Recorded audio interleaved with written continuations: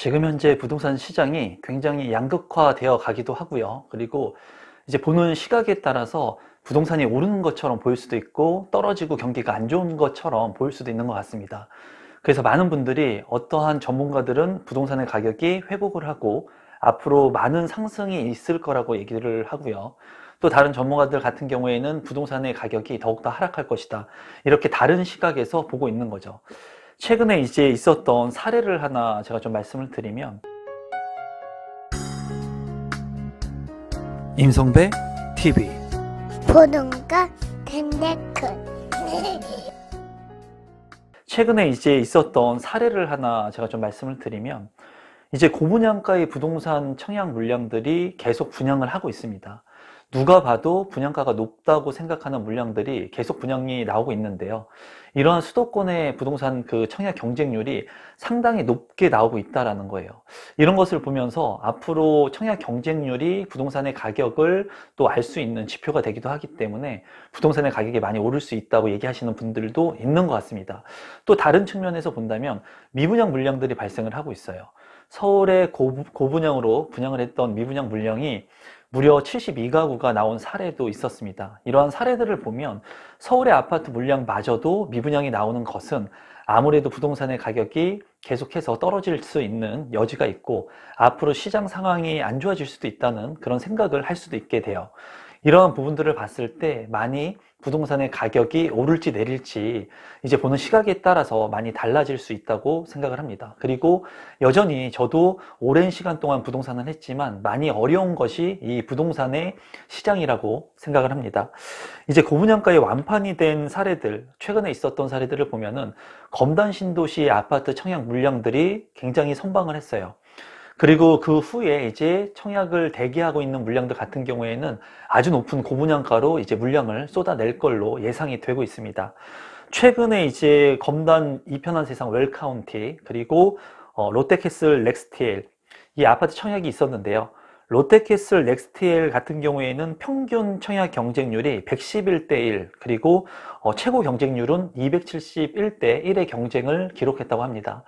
이 검단 신도시 같은 경우에는 아주 신도시 중에 입지가 좋은 곳은 아닙니다. 하지만 이제 지하철 개통 연장이 있을 예정이고 GTX D 노선이나 서울 지하철 5호선의 연장에 따른 그런 개발 호재를 가지고 있어요. 물론 진행이 될지 안 될지 모르지만 이러한 얘기들이 끊임없이 나오고 있는 곳이죠.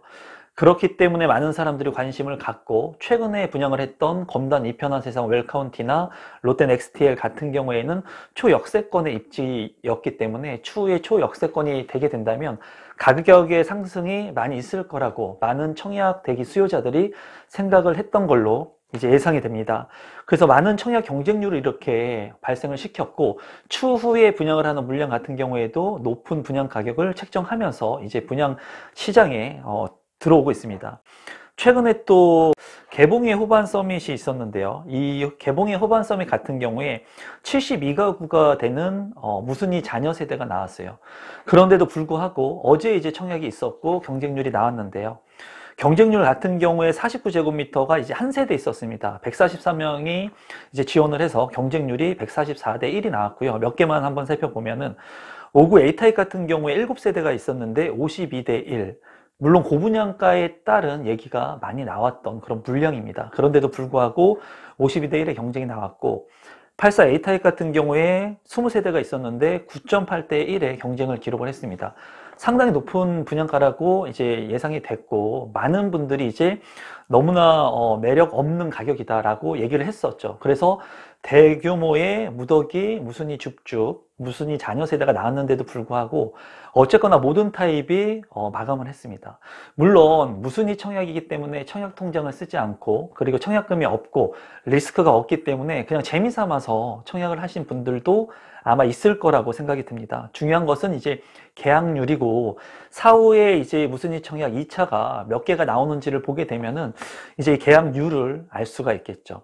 어쨌거나 지금 현재 이렇게 무순위 청약 비싸다고 한 이런 물량들 같은 경우에도 어쩌면은 지방에서 진입하기에 서울의 신축 아파트를 진입하기에는 쉽지가 않은 상황이기 때문에 이런 물량들을 청약을 하고 있는지도 모르겠습니다. 그래서 지금 현재는 이런 양극화의 시장들, 그리고 이제 보는 사람들의 시선에 따라서 이 부동산을 보는 그런 생각이 다를 수 있습니다. 그래서 여러분들께서 하나의 지표만을 보면서 그 지표가 완전한 지표이라고 착각하거나 만약에 맹신하면 안 되기 때문에 이런 부분들을 한 번쯤 생각해 보시면 좋을 것 같습니다. 어쨌거나 높은 청약 경쟁률이 지속해서 나오는 곳들 같은 경우에는 많은 사람들의 수요가 있고 이목이 되는 지역이라는 것, 그리고 관심을 한 번쯤 가지면 좋을 것 같고, 추후에 이제 동탄에서도 좋은 그 청약 물량들이 나올 예정입니다. 그렇기 때문에 이런 부분들도 청약에 계속 관심을 갖게 된다면 여러분들께서 이제 올바른 내 집 마련을 할 수 있을 거라고 생각을 하고요.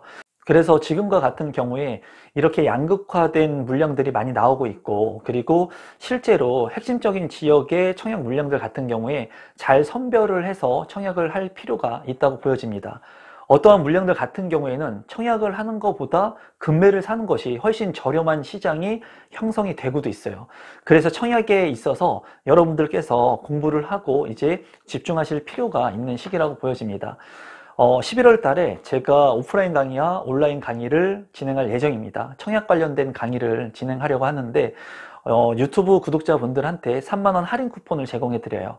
저와 함께 오프라인이나 온라인에서 청약에 대한 공부를 더욱더 심도 있게 하실 분들이 있다면 아래에 고정 댓글을 한번 확인해 주시면 감사하겠습니다. 그리고 하반기 들어서 아파트 전세값 오름세가 굉장히 크다고 합니다. 그리고 실제로 제가 모니터링을 하고 있는 곳들, 그리고 실제로 제가 전세 계약을 하고 전세 금액보다 많이 오르고 있는 것을 실제로 제가 느끼고 있거든요. 그래서 하반기 들어서 아파트의 전세값이 오르니까 지금 현재 매매 가격 상승을 앞지른 상황이라고 해요. 그래서 지금 많은 사람들이 매매 가격이 많이 떨어졌다가 전세 가격도 떨어지고 전세 가격이 다시금 오르게 되니까 이 매매 가격과 전세 가격이 갭 차이가 얼마 안 나는 지역들이 있겠죠. 그런 지역들을 선별해서 지금 현재 갭 투자가 이루어지고 있는 곳들이 또다시 발생을 하고 있다고 합니다.